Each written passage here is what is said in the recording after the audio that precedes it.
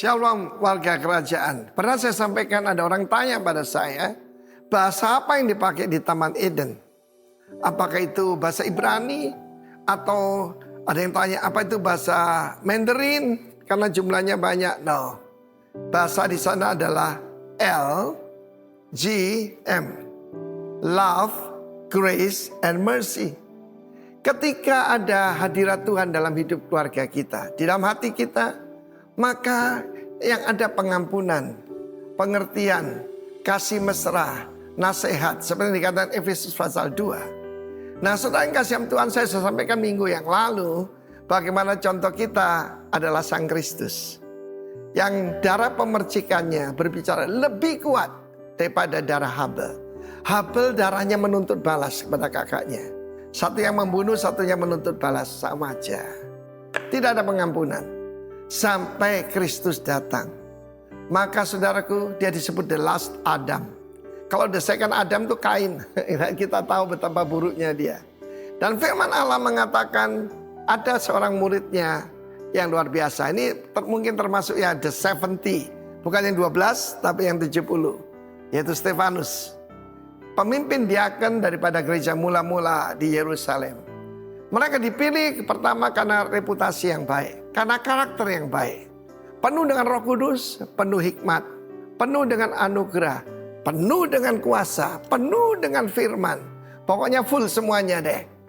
Dan apa yang terjadi? Mereka menganiaya dia. Dan saudara yang kasih Tuhan, tidak ada orang bisa melawan pembicaraannya. Dan wajahnya berseri-seri seperti malaikat. Yesaya 60 berkata, nahar, berseri-serilah. Supaya orang tahu ada kemuliaan Tuhan dalam kita. Dan kita tahu bagaimana dia menyampaikan firman Tuhan yang terpanjang dalam khotbah. Kalau Petrus kan cuma 3 menit, 2 menit. Dia panjang sekali, dia cerita. The God of glory memanggil nenek moyang kita Abraham. Dia berkata pada para pemimpin orang Israel saat itu. Dan dia menyatakan di sepeda Allah Abraham, Allah Ishak dan Allah Yakub. Dia berbicara dari Abraham sampai kepada Musa, sampai kepada David dan kepada the just one, yaitu Jesus Christ. Orang benar dalam terjemahan bahasa Indonesia. Dan pada waktu dia menyampaikan itu orang bukan bertobat. Tertusuk hati mereka dan mereka marah, saudaraku, sangat marah. Dan mereka membawa dia keluar kota. Saya berada di satu tempat yang dikatakan di sinilah Stefanus dirajam. Itu masih ada cekungan begitu. Dan keluar dari kota lama Yerusalem, the gate of lion. Dia betul-betul saudaraku, betul-betul seperti singa dari suku Yehuda, seperti Tuhan dan gurunya Yesus Kristus. Saudaraku, dia menatap mereka dan tanpa tedeng-aling-aling, hai orang yang keras kepala, ya, yang tegar hatinya, kamu membunuh orang benar. Mereka marah sekali dan merajam dia dengan batu. Tetapi ini saudaraku, ya seperti saya katakan, kalau mengampuni orang luar gampang. Tapi ini pemimpin loh. Pemimpin secara agama paling tinggi. Imam kepala, jadi pengajar Taurat dan sebagainya. Dan dia berseru, ya Tuhan Yesus, jangan tanggungkan dosa mereka. Seperti yang lakukan Yesus di atas kayu salib. Tuhan Yesus, terimalah rohku. Sebab pada akhir dari 7 perkataan Yesus di salib, ya Father, I commit thee my spirit. Kita terdiri roh, jiwa, dan tubuh. Sambil berlutut-berlututnya apa? Menyembah. Saha, proskuneo. Ya, dengan perkataan itu meninggallah dia. Dan di sini ada seorang muda yang membawa pakaian dari orang-orang yang mengeksekusi Stefanus. Dan dia adalah Saul dari Tarsus. Dan saya percaya itu memberikan dampak luar biasa kepada dia. Dan dia menjadi rasul yang luar biasa. Menjadi Paulus, Rasul Paulus yang hebat itu. Karena itu saudara, ketika saudara mengampuni, kemuliaan Tuhan akan muncul dari kita. God bless you warga kerajaan. Amin. Shalom semuanya. Shalom ya. Bersyukur pagi hari ini kita bisa kembali berkumpul bersama-sama untuk memuji memuliakan Tuhan. Dan tiba saatnya kita akan bersama-sama mendengarkan serta merenungkan sebagian dari firman Tuhan. Tema kita pada bulan Februari ini adalah forgiving offense. Artinya apa forgiving offense? Mengampuni pelanggaran ya. Pelanggaran itu artinya di sini adalah perbuatan orang lain yang menyakiti atau melukai diri kita ya, bisa secara fisik, bisa secara psikis. Secara psikis itu artinya secara jiwa. Memang kelihatannya tema ini sederhana ya warga kerajaan. Tetapi prakteknya tidak semudah itu. Betul atau tidak? Atau ada mungkin warga kerajaan di tempat ini yang merasa bahwa pengampunan itu, mengampuni kesalahan, mengampuni pelanggaran itu mudah, apakah ada? Ternyata betul ya, tidak mudah. Oleh karena itu judul yang saya berikan pada renungan saat pagi hari ini itu adalah Practicing Forgiveness. Artinya apa? Mempraktekkan pengampunan.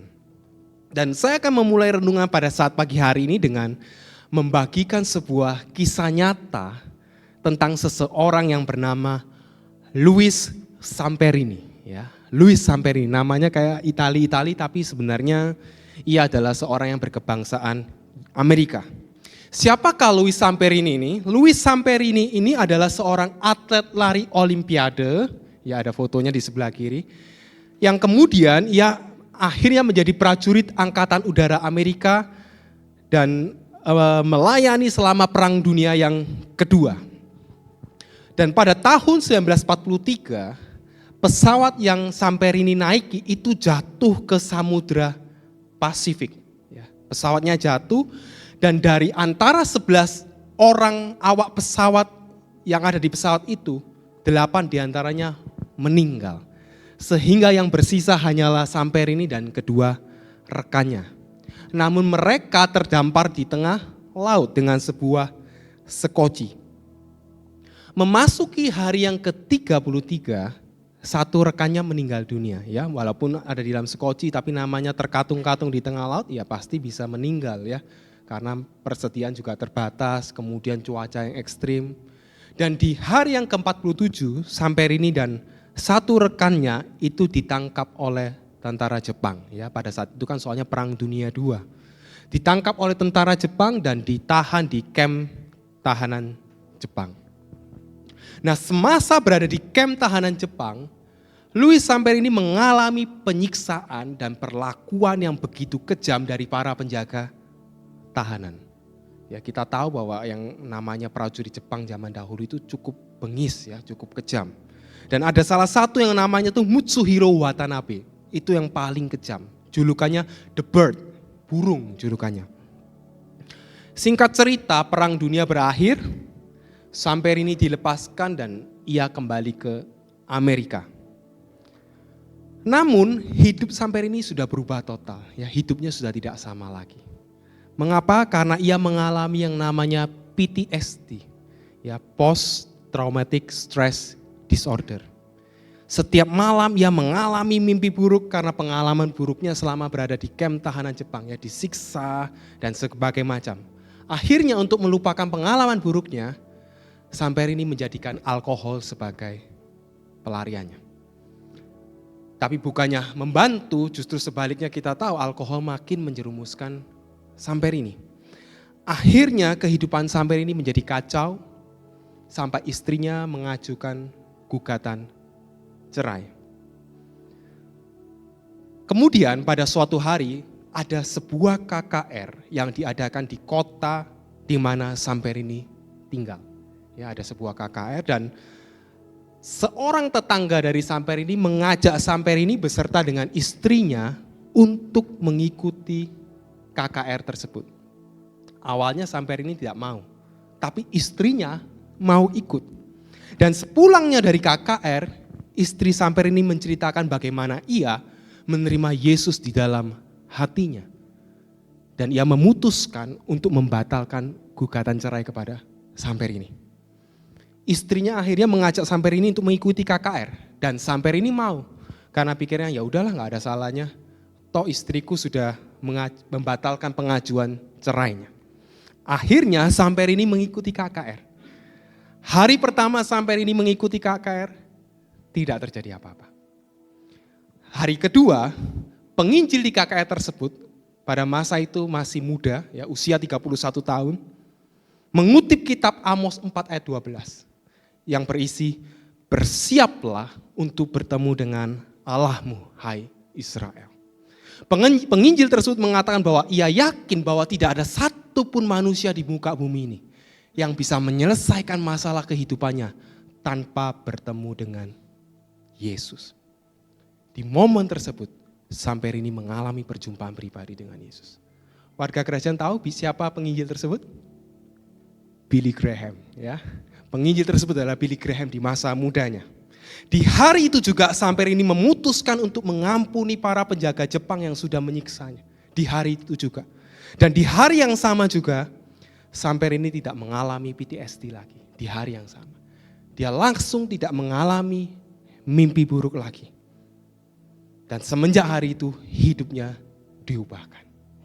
Samper ini yang dulunya adalah atlet olimpiade dan prajurit angkatan udara Amerika, pada akhirnya menyerahkan dirinya untuk menjadi seorang penginjil Kristus. Kalau warga kerajaan penasaran cerita detailnya, bisa mengakses YouTube dan menuliskan Capture by Grace. Ya, itu ada di dokumenternya Billy Graham. Kalau penasaran, ya luar biasa sekali kisahnya. Nah, kisah Louis Samper ini menunjukkan bahwa pengampunan Kristus kepada kita, lalu pengampunan kita kepada sesama itu memiliki dampak yang begitu luar biasa. Seperti yang sudah kita pelajari di minggu yang lalu, pengampunan itu memulihkan relasi kita dengan Allah, juga memulihkan relasi kita dengan sesama. Pengampunan itu membuat kita sembuh. Sembuh dari penyakit fisik, juga sembuh dari penyakit jiwa. Oleh karena itu mempraktekkan pengampunan di dalam kehidupan kita itu merupakan hal yang sangat amat penting. Nah, kalau kita mempelajari Alkitab kita dengan seksama, maka kita akan dapat menemukan bahwa sebenarnya pengampunan adalah salah satu tema utama yang ada di dalam Alkitab. Dimulai dari kejatuhan manusia pertama, ya, Adam dan Hawa, hingga sampai di karya penebusan Kristus. Dosa umat manusia itu diampuni melalui pengorbanan Kristus di atas kayu salib. Karena apa? Karena begitu besar kasih Allah kan dunia ini. Yohanes 3 ayat 16. Kasih yang diikuti pengampunan. Nah, ketika kita mempraktekkan pengampunan, practicing forgiveness, itu sebenarnya adalah bukti nyata kita sudah menerima kasih pengampunan dari Allah. Kolose 3 yang ke-13 ini adalah ayat pokok kita di bulan Februari ini menuliskan, sabarlah kamu seorang terhadap yang lain dan ampunilah seorang akan yang lain apabila yang seorang menaruh dendam terhadap yang lain. Sama seperti Tuhan telah mengampuni kamu, kamu perbuat jugalah demikian. Saya mau menyampaikan bahwa hanya orang yang sudah benar-benar menerima kasih pengampunan dari Allah yang bisa mengampuni sesamanya. Ya. Jadi kalau semisal kita masih belum bisa mengampuni sesama kita, masih belum bisa melepaskan pengampunan untuk orang-orang terdekat kita, orang-orang di sekitar kita, maka perlu dipertanyakan, apakah kita sudah benar-benar mengerti dan menerima kasih pengampunan dari Allah.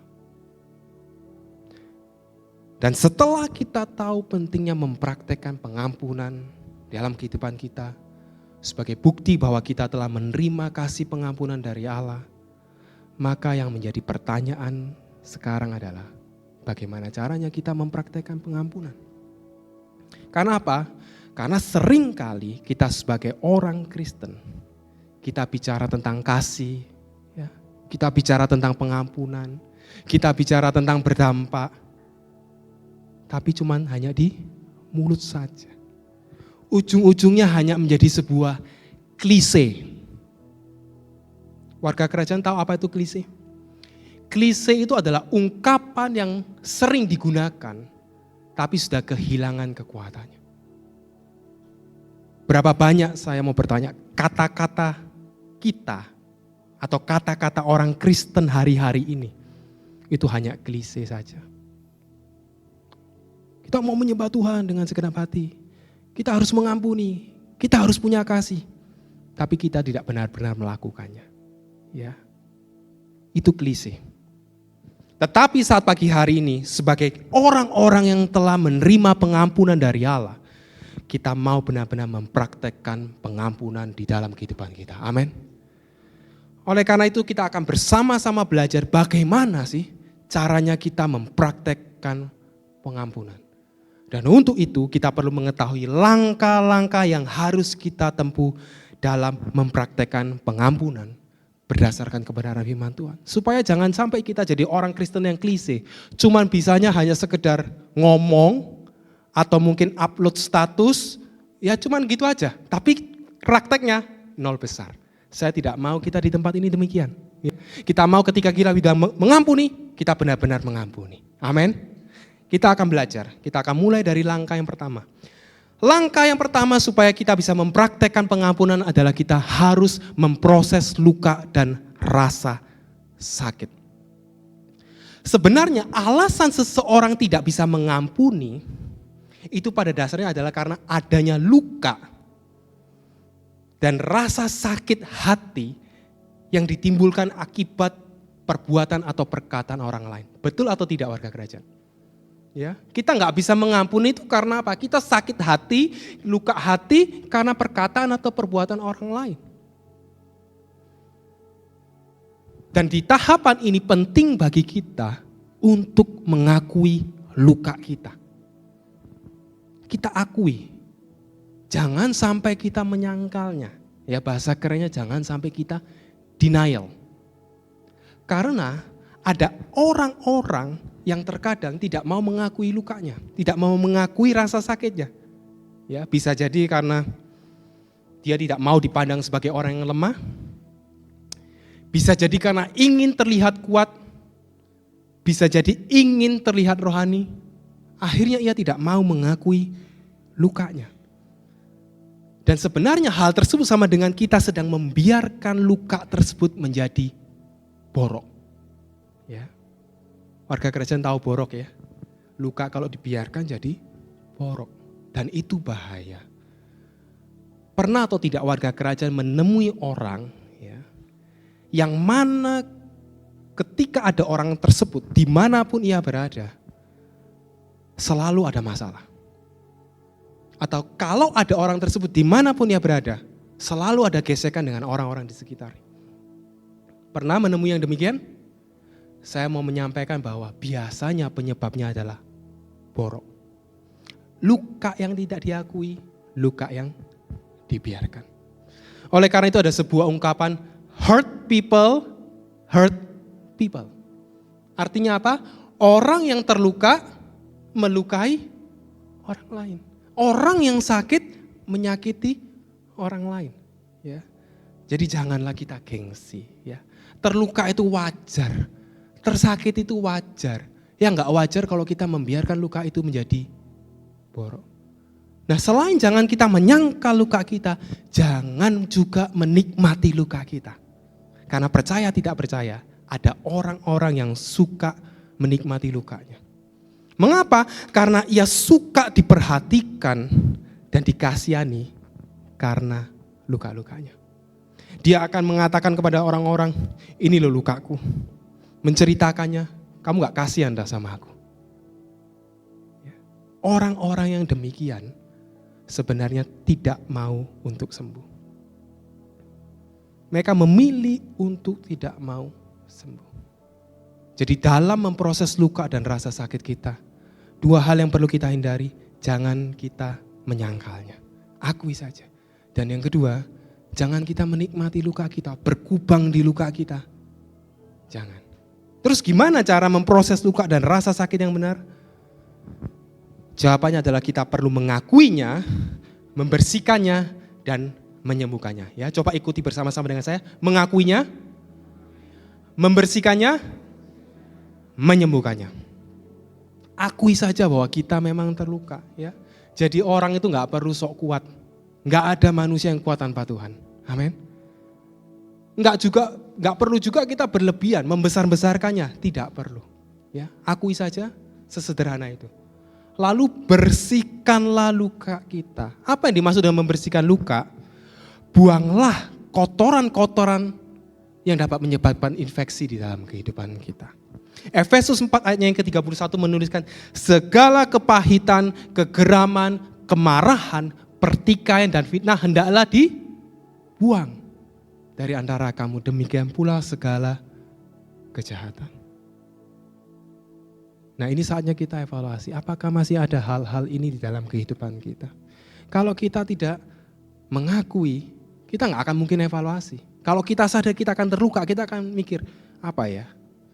Kok saya melihat orang itu ya kok bawaannya emosi, kok bawaannya pengen marah. Nah, itu kita harus buang. Orang yang tidak mau mengakui dan tidak mau membuang itu orang yang sombong. Dia merasa bahwa dirinya sudah paling benar. Dan yang berikutnya menyembuhkan. Nah, kalau mengakui dan membersihkan itu tugas kita. Tetapi menyembuhkan itu adalah bagian dari Allah. Mazmur 147 ayat yang ketiga menuliskan, ia menyembuhkan orang-orang yang patah hati dan membalut luka-luka mereka. Allah yang akan menyembuhkan kita kalau kita mau mengakui dan membersihkan luka kita. Jadi jangan berharap Allah menyembuhkan kita kalau kita tidak mau mengakui dan membersihkan luka kita. Ya, pelan-pelan kita setiap langkah-langkah ini coba kita hidupi. Sembari mendengarkan coba kita renungkan, ada nggak ya orang-orang yang masih menjadi ganjalan di dalam kehidupan kita? Masih ada nggak ya luka, rasa sakit yang masih bisa muncul sewaktu-waktu? Dan kalau masih ada, ya jangan keraskan hati kita. Ini saatnya kita untuk melepaskan pengampunan. Ya, lanjut langkah yang kedua. Langkah yang kedua adalah melepaskan hak untuk membalas. Roma 12 ayat yang ke-19 menuliskan, saudara-saudaraku yang kekasih, janganlah kamu sendiri menuntut pembalasan. Tetapi berilah tempat kepada murka Allah, sebab ada tertulis pembalasan itu adalah hakku. Akulah yang akan menuntut pembalasan. Firman Tuhan. Firman Tuhan jelas menuliskan bahwa pembalasan itu adalah hak Allah. Karena itu jangan pernah kita menuntut balas. Justru sebaliknya kita harus melepaskan hak kita untuk membalas. Dan penting untuk kita ketahui bahwa melakukan pembalasan itu tidak selalu artinya kita melakukan hal yang sama seperti orang yang menyakiti kita. Sebagai contoh, kalau ada orang yang mengatakan saya bodoh, membalas itu tidak artinya harus selalu saya mengatakan dia bodoh. Ya. Itu kan artinya saya membalas dengan hal yang sama. Membalas tidak harus selalu dengan cara yang sama. Bisa dengan banyak cara lainnya. Contohnya, pembalasan bisa dilakukan dengan cara kita menceritakan kepada banyak orang tentang orang yang menyakiti kita. Ya, bahasa simpelnya ngerasani orang yang menyakiti kita kepada orang lain. Tujuannya apa? Tujuannya untuk menjatuhkan orang yang menyakiti kita. Ya. Lalu pembalasan bisa dilakukan dengan cara apa lagi? Kita tidak mau menyapa orang yang menyakiti kita. Kamu, awakmu wis ngilokno aku bodoh. Gak kate-katean aku nyapa kamu. Gak akan aku menyapa kamu. Jadi kok ketemu, menghindari. Contohnya demikian, pembalasan bisa dilakukan dengan cara demikian. Melirik pun tidak mau. Lalu pembalasan bisa dilakukan dengan cara apa lagi? Dengan cara menyindir. Ya. Zaman sekarang untuk nyindir itu gampang atau enggak? Gampang. Lewat apa? Medsos ya. Sudah tahu semua ya. Berarti banyak melihat sindiran-sindiran di media sosial ya. Lewat medsos. Postingan, story ya.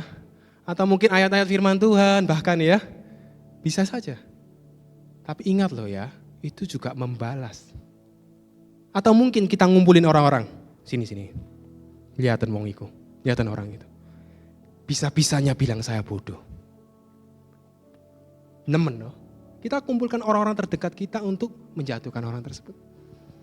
Itu juga pembalasan warga kerajaan. Ya. Jadi jangan kira pembalasan hanya melakukan sesuatu yang sama seperti orang kita lakukan. Kamu bilang saya bodoh, saya bilang kamu bodoh. Kamu mencaci maki saya mencaci maki kamu. Bukan seperti itu. Pada dasarnya pembalasan adalah kita mau memberikan hukuman yang setimpal kepada orang yang menyakiti kita. Apapun itu bentuknya. Kalau kita ada perasaan pingin orang yang menyakiti kita celaka, pingin dia menderita, pingin dia sakit, itu sebenarnya kita punya hati yang membalas. Memberikan hukuman yang setimpal. Padahal Lukas 6 ayat 37b menuliskan, dan janganlah kamu menghukum, maka kamu pun tidak akan dihukum. Oleh karena itu sekali lagi, mari lepaskan hak kita untuk membalas. Ya. Tidak perlu mengotori pikiran kita ini dengan apa? Memikirkan bagaimana caranya kita bisa memberikan balasan atau hukuman yang setimpal untuk orang yang menyakiti kita. Saya evaluasi diri saya juga kadang saya melakukannya. Ya. Artinya apa? Kok nemen ya orang itu ya? Kok bisa-bisanya ya? Nusuk dari belakang. Kok bisa-bisanya ya? Orang yang melayani Tuhan seperti itu. Nelongso sendiri loh warga kerajaan. Dan kadang tanpa kita sadari. Coba rasa nolek sampai kayak gitu. Kadang bisa loh itu. Itu lu wajar. Tetapi firman Tuhan mengatakan apa? Janganlah kamu menghukum. Kita mau melepaskan pembalasan. Sudahlah, gak usah mikirkan. Kalau ada yang menyakiti kita, letakkan pikiran untuk membalas. Ya, jangan kotori pikiran kita dengan hal-hal yang seperti itu. Amin. Ya, langkah yang ketiga. Nah, baru di sini kita masuk ke melepaskan pengampunan. Pada tahapan ini, kita wajib menyatakan atau mendeklarasikan bahwa kita mengampuni orang yang menyakiti kita. Ya, nggak perlu kita datang ke orangnya, aku ngampuni kamu ya. Masuk kamu bilang aku bodoh, aku mengampuni kamu ya. Nggak perlu seperti itu, juga tidak bijak ya. Seringkali saya melakukan hal ini ketika saya sedang mandi. Ya, saya merenung, Tuhan sakit, ya, tapi saya mau mengampuni. Saya katakan, Tuhan saya mengampuni si A. Tuhan saya melepaskan pengampun untuk si B. Saya lakukan itu. Mudah, tidak mudah ya. Kadang manusia pun sabar ada batasnya. Tapi saya percaya kalau kita mau melakukan firman Tuhan, Roh Kudus akan mampukan itu. Amin. Efesus 4 ayat 32, ini ayat yang mirip dengan Kolose 3 ayat 13 menuliskan, tetapi hendaklah kamu ramah seorang terhadap yang lain, penuh kasih mesra dan saling mengampuni sebagaimana Allah di dalam Kristus telah mengampuni kamu. Sekali lagi, dasar kita mengampuni itu adalah karena Allah terlebih dahulu telah mengampuni kita. Sesimpel itu, sesederhana itu. Dan kalau kita tadi sudah mengikuti langkah sebelum-sebelumnya, ya memproses luka kita, kemudian kita melepaskan hak kita untuk membalas, maka saya yakin kita akan mudah untuk melepaskan pengampunan. Karena apa? Karena sudah gak ada ganjelan. Sebenarnya melepaskan pengampunan itu bicara mengenai sikap hati kita, warga kerajaan. Kita beres dengan orang yang menyakiti kita. Gimana sih cara kita ngecek sikap hati kita? Ya kalau ketemu sama orangnya. Coba warga kerajaan renungkan. Ada nggak orang yang sudah menyakiti kita, kemudian kalau kita ketemu sama orangnya perasaan mangkel itu masih ada? Masih bisa merasakan? Kalau sudah tidak merasakan berarti kita beres.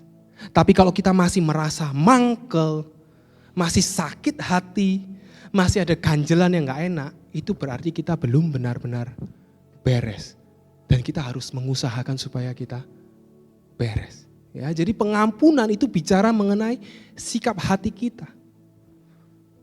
Melepaskan pengampunan itu urusan pribadi kita dengan Tuhan. Ya, kita mungkin di mulut kita bisa bilang, oh saya sudah mengampuni orang itu kok. Yaudah ayo kita ketemu sama dia. Terus gak usah lah. Itu sama saja bohong, warga kerajaan. Mengampuni itu bicara sikap hati kita. Dan ingat, hanya Tuhan yang tahu. Hanya Tuhan yang bisa menguji hati kita. Apakah kita benar-benar sudah melepaskan pengampunan atau belum. Satu hal yang perlu kita ingat, ya, orang yang tidak bisa melepaskan pengampunan itu pada dasarnya adalah orang yang sombong. Mengapa bisa demikian? Karena ia merasa bahwa ia pantas untuk menahan pengampunan. Bahkan ketika Yesus yang tidak berdosa rela mati untuk menebus dosa umat manusia. Sombong, kita tuh siapa sih? Kebagusan entah. mau menahan pengampunan. Kalau kita melihat film kehidupan kita, ya, malu warga kerajaan. Ingat waktu perempuan berzina yang mau dilempari batu? Yang mundur duluan itu dari yang paling tua, warga kerajaan. Kenapa? Kalau kita mau jujur, yang tua itu dosanya yang paling banyak. Ya kan ya? Karena hidupnya yang paling lama. Jadi pertanyaannya, siapalah kita mau sombong untuk menahan pengampunan? Coba tanyakan kepada diri kita. Kebagusan. Kebagusan. Kita bisa dilayakkan itu karena kasih Kristus. Amin. Lanjut yang keempat, berdoa bagi orang-orang yang menyakiti kita. Ya, tidak hanya sampai di melepaskan pengampunan, tapi kita juga perlu berdoa bagi orang-orang yang menyakiti kita. Matius 5 ayat 44 menuliskan, tetapi aku berkata kepadamu, kasihilah musuhmu dan berdoalah bagi mereka yang menganiaya kamu. Firman Tuhan mengajarkan kepada kita untuk mengasihi musuh kita, mengasihi lawan kita, mengasihi orang-orang yang menyakiti kita dengan cara mendoakan mereka. Mudah atau tidak mudah? Mudah atau tidak mudah warga kerajaan? Tidak mudah, ya.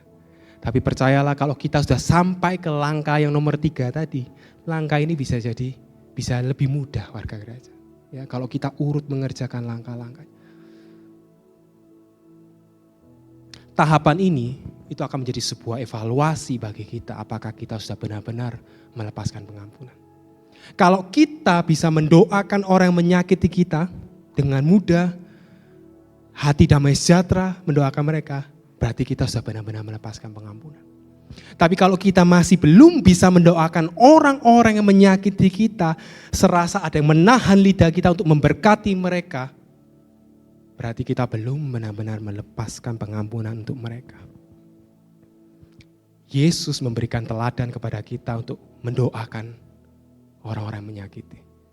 Di atas kayu salib Yesus berkata, ya Bapa, ampunilah mereka karena mereka tidak tahu apa yang mereka berbuat.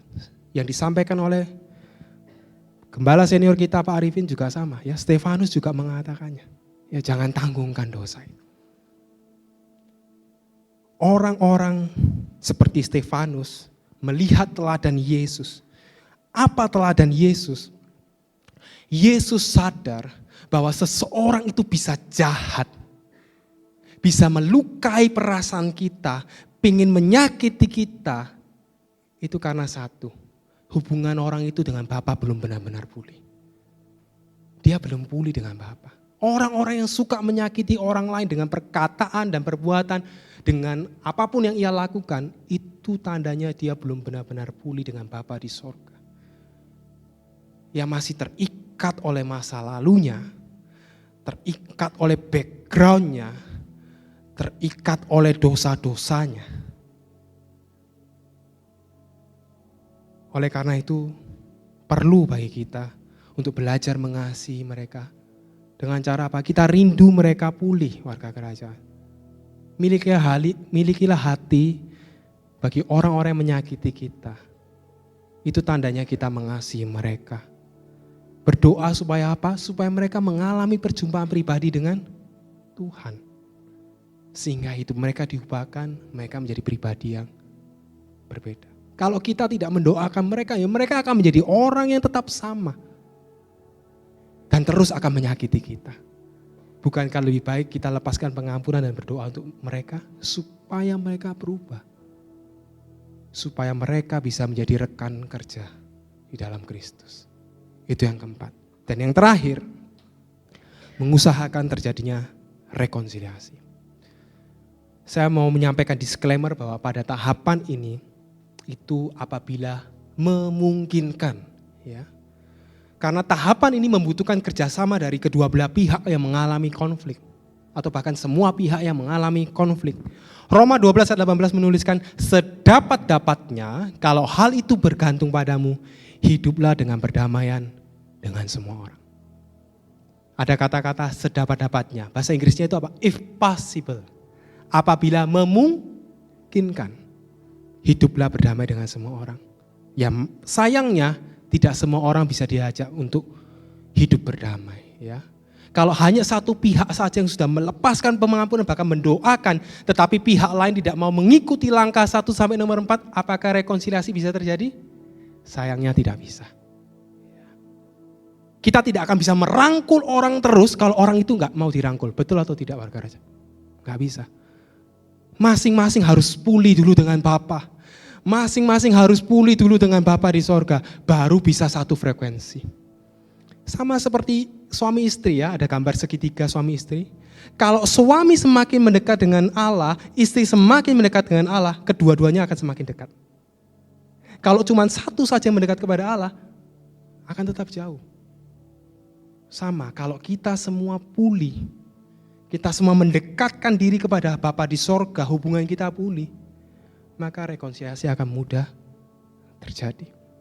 Oleh karena itu, demi memudahkan terjadinya rekonsiliasi di tubuh Kristus, harapannya adalah kita masing-masing di tempat ini mau melakukan langkah-langkah yang tadi dari nomor 1 sampai 4. Maka saya yakin dan percaya rekonsiliasi dapat dengan mudah terjadi, ya, dan akan ada kesatuan di dalam tubuh Kristus. Tapi perlu kerjasama dari semua pihak. Tidak bisa mengharapkan hanya dari 1 atau 2 orang saja. Masih ingat langkah-langkahnya warga kerajaan? Ada 5 tapi sebenarnya tidak panjang. Yang pertama tadi apa? Memproses luka dan rasa sakit kita.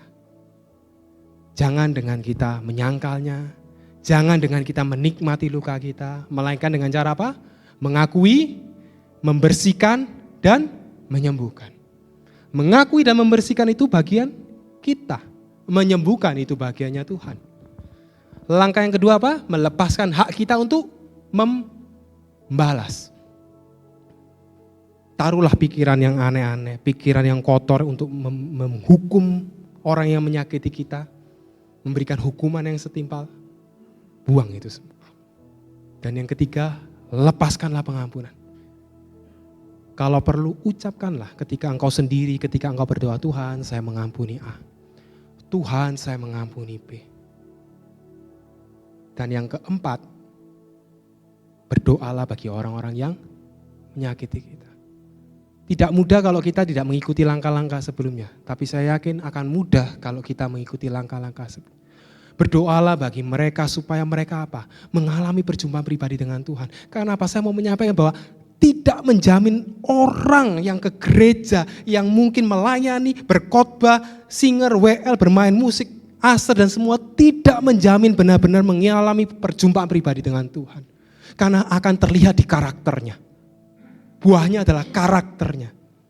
Dan kita bisa mengenali dari buahnya, kata firman Tuhan. Oleh karena itu, ayo saling mendoakan satu sama lain. Saling mendoakan. Supaya kita semua diubahkan semakin hari semakin serupa dengan Kristus. Dan yang kelima, usahakan rekonsiliasi. Ya, apabila memungkinkan. Ya, bukan berarti kita tidak mau. Kita mau, tetapi firman Tuhan bilang sedapat-dapatnya. Artinya tidak bisa dipaksakan. Tapi paling tidak lakukanlah apa yang menjadi bagian kita. Ya paling tidak kita bisa melakukan dari nomor 1 sampai nomor 4. Memang kalau bicara tentang pengampunan itu enggak gampang. Karena saya sendiri ya berkali-kali saya mendengarkan renungan tentang pengampunan. Saya membaca tentang artikel tentang pengampunan. Hati itu kadang ada penolakan. Kenapa? Karena rasanya enggak fair. Rasanya gak adil Tuhan, dia sudah menyakiti kayak gini, sudah menjatuhkan, sudah mempermalukan kok. Ya itulah manusia kita, daging kita. Gak gampang. Makanya jangan sampai jadi klise. Kerinduan saya itu, karena kekristenan zaman sekarang cuma klise warga kerajaan. Kita bicara kasih, pengampunan, gak ada powernya lagi. Karena kita apa? Karena kita tidak punya keinginan untuk melakukan apa yang menjadi kehendak Tuhan dan tidak meminta pertolongan Roh Kudus untuk memampukannya. Nah, saya akan mengakhiri renungan pada saat pagi hari dengan memberikan sebuah pertanyaan kepada warga kerajaan. Pernah enggak warga kerajaan merenungkan? Kenapa ya Tuhan itu mengizinkan kita untuk disakiti, untuk dilukai? Kita sudah hidup baik-baik, kita sudah melakukan apa yang menjadi kehendak Tuhan, kok ya masih saja ada orang-orang yang menyakiti kita? Pernah enggak merenung seperti itu? Pasti pernah ya. Kenapa? warga kerajaan masih ingat kisah Yesus dengan Thomas, muridnya yang kurang percaya? Masih ingat ya? Yohanes 20 ayat 25b menuliskan, tetapi Thomas berkata kepada mereka, sebelum aku melihat bekas paku pada tangannya dan sebelum aku mencucukkan jariku ke dalam bekas paku itu dan mencucukkan tanganku ke dalam lambungnya, sekali-kali aku tidak akan percaya. Thomas tidak percaya sebelumnya mencucukkan jarinya ke luka Yesus. Dan pada akhirnya Yesus datang menemui Thomas dan Yesus berkata apa? Taruhlah jarimu di sini dan lihatlah tanganku. Ulurkanlah tanganmu dan cucukkanlah ke dalam lambungku dan jangan engkau tidak percaya lagi, melainkan percayalah. Thomas menjawab dia, ya Tuhanku dan Allahku. Saya mau menyampaikan bahwa Yesus menunjukkan bekas lukanya kepada Thomas supaya Thomas percaya bahwa Yesus adalah Tuhan dan Allah yang hidup. Dan sekarang saya mau balikkan pertanyaan itu kepada warga kerajaan. Ketika kita dilukai atau disakiti, apa yang mau kita tunjukkan kepada orang-orang? Luka atau bekas luka? Seharusnya apa warga kerajaan? Bekas luka atau luka? Bekas luka. Jangan tunjukkan luka kita yang sedang menganga. Lihatan aku luka. Jangan pernah membanggakan luka kita. Jangan. Tapi sama seperti Yesus, tunjukkanlah bekas luka kita. Itu artinya kita sudah sembuh. Dan kita mau menunjukkan bekas luka itu kepada orang-orang di sekitar kita. Terutama yang mereka jauh dari Kristus. Terutama mereka yang belum mengerti kebenaran. Supaya mereka bisa melihat bahwa Yesus sudah menyembuhkan kita dan mereka bertobat. Mereka percaya kepada Yesus sebagai Tuhan dan Juru Selamat. Kita mau bilang ke mereka, ya, saya dulu memang terluka. Ini bekas lukanya. Saya memang terluka. Tapi saya sudah sembuh karena Yesus. Pertanyaannya, maukah engkau sembuh karena Yesus?